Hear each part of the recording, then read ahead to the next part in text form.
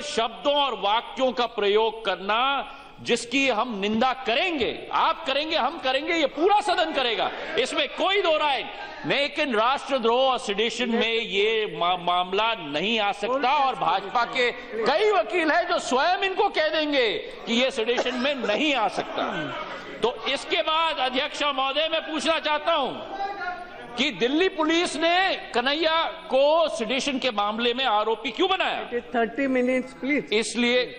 इसलिए अध्यक्ष महोदय, क्योंकि कन्हैया आरएसएस की विचारधाराओं के साथ सहमत नहीं है, और इसलिए क्योंकि कन्हैया ने इलेक्शन में एबीवीपी के प्रत्याशी को हराकर अध्यक्ष बना, इसलिए उसके विरोध ये चल रहा है। बार-बार किसी संस्था आज अध्यक्ष महोदय, राष्ट्रवाद के मामले में इसका नाम लेना आवश्यक नहीं है। यहाँ कोई कन्हैया का नाम ले सकते हैं अध्यक्ष महोदय। राष्ट्रवाद के मामले में परिभाषा हमें कौन सिखाएगा? आपकी सोच और हमारी सोच में भिन्नता हो सकती है। अध्यक्ष महोदय, आपकी मतलब हमारे संसद के आपका सोच विचारधारा तो हमारे ऊपर पूरी तरह से लागू होता है, लेकिन हमारे सोच में भिन्नता हो सकती है।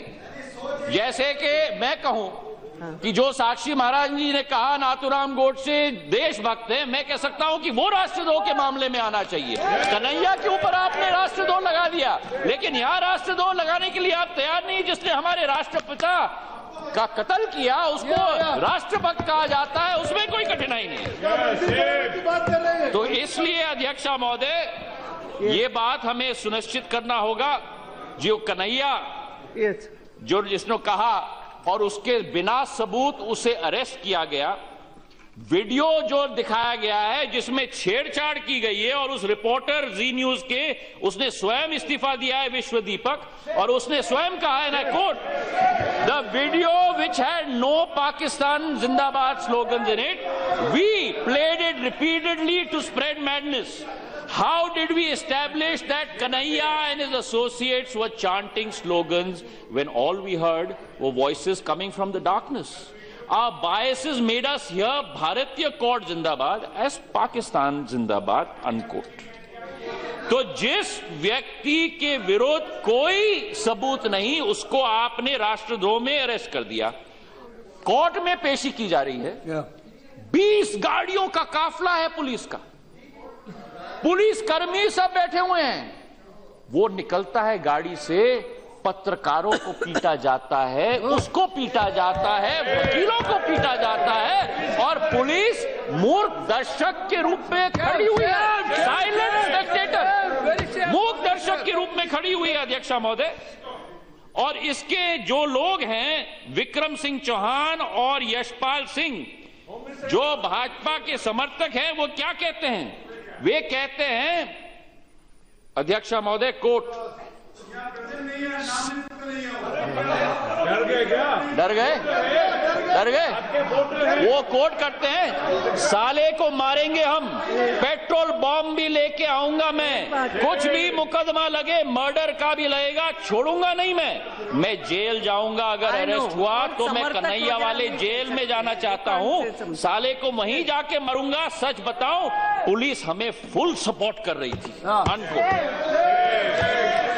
ये उनका कोट है। तो जिस व्यक्ति के विरुद्ध सबूत नहीं, उसको आप राष्ट्रद्रोह में आप अरेस्ट कर लो, और जो व्यक्ति लोगों को पीटे इस प्रजातंत्र के स्तंभ में, कोर्ट में, उनके विरुद्ध कोई कार्रवाई नहीं कल रात तक, जब उनको अरेस्ट किया गया और फिर उनको बेल दिया गया, तो वो जो छात्र है वो अभी भी जेल में पड़ा हुआ है, और ये लोगों को बेल दिया जाता है। अध्यक्ष महोदय, भाजपा के विधायक ने तो कमाल कर दिया, ओपी शर्मा जी ने, अमीक जमाल सीपीआईएम के कार्यकर्ता को पटक के जमीन पर उसको मारा गया, और क्या कहते हैं वे कहते हैं कि मैं गोली भी मार देता अगर बंदूक होती, कोई माँ को गाली देगा तो क्या उसे मारेंगे नहीं? और आज भाजपा की सरकार इन लोगों के विरुद्ध कोई कार्रवाई नहीं कर रही। साक्षी महाराज जी क्या कहते हैं कि इन राष्ट्रद्रोही के खिलाफ तो सीधा फांसी का फंदा या पुलिस की गोली, आजीवन कारावास तो बहुत कम रहेगा, नहीं तो बदतमीजी होती रहेगी।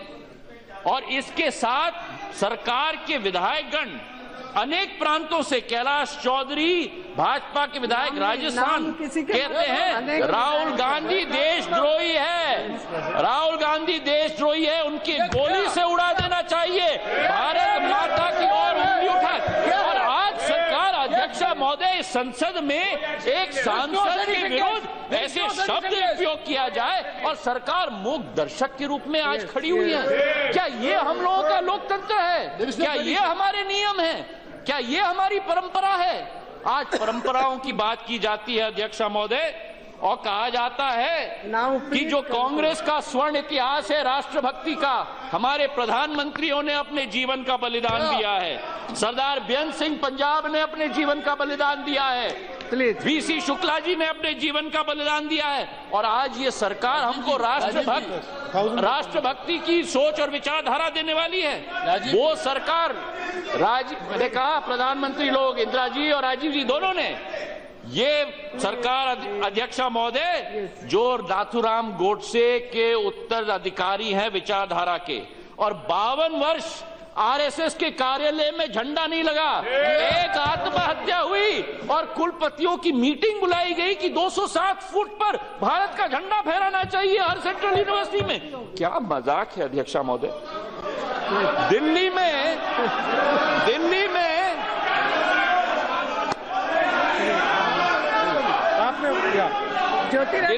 में अध्यक्षा महोदय अफजल गुरु के प्रदर्शनकारियों के विरुद्ध राष्ट्रद्रोही का मुकदमा, और वहां जम्मू कश्मीर में सरकार बनाने के लिए जिस पीडीपी ने कहा कि अफजल गुरु की फांसी अन्याय है, उनके साथ हाथ मिला के वहां सरकार बना रहे।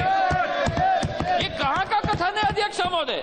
अध्यक्षा महोदय, जिस पूर्व की सरकार ने आतंकवादियों को सरकारी प्लेन में बैठाकर दाएं बाएं पठानकोट छोड़ने चले गए, वही मसूद अजहर जो पठानकोट का मास्टरमाइंड है, अब ये लोग हमें राष्ट्रभक्ति का उच्चारण देंगे। अंत में अध्यक्षा महोदय, मैं यही कहना चाहता हूं कि हर साल नए नारे निकलते हैं। पिछले साल डिजिटल इंडिया और मेक इन इंडिया, इस साल स्टार्टअप इंडिया और स्टैंड अप इंडिया। असलियत है कि आज हमारे नौजवान को चाहिए सम्मान, live and let live in India. प्रधानमंत्री जी ने कहा कि 4D, आखिरी अध्यक्षा महोदय, 4D की मंत्र, D for democracy, D for demography, D for demand, D for deregulation. Democracy के मामले में अपने विचार की अभिव्यक्ति को स्वतंत्रता कुचली गई, डेमोग्राफी के मामले में हमारे नौजवान सड़क पर खड़े हैं, डिमांड के मामले में किसान आत्महत्या कर रहा है, और डीरेगुलेशन में विश्वविद्यालय को शिकंजे पर डालकर उसकी पूरी स्वतंत्रता खत्म की जा रही है। सबका साथ सबका विकास आपका नारा। आज देश का नागरिक विवश होकर सड़क पर खड़ा है, पूछ रहा है किसका साथ और किसका विकास। धन्यवाद अध्यक्षा महोदय। हैदराबाद यूनिवर्सिटी के दलित छात्र श्री रोहित वेमुला की खुदकशी का मामला खास तौर से पूरे देश के दलित समाज के लिए अति दुखद व अति चिंताजनक भी है।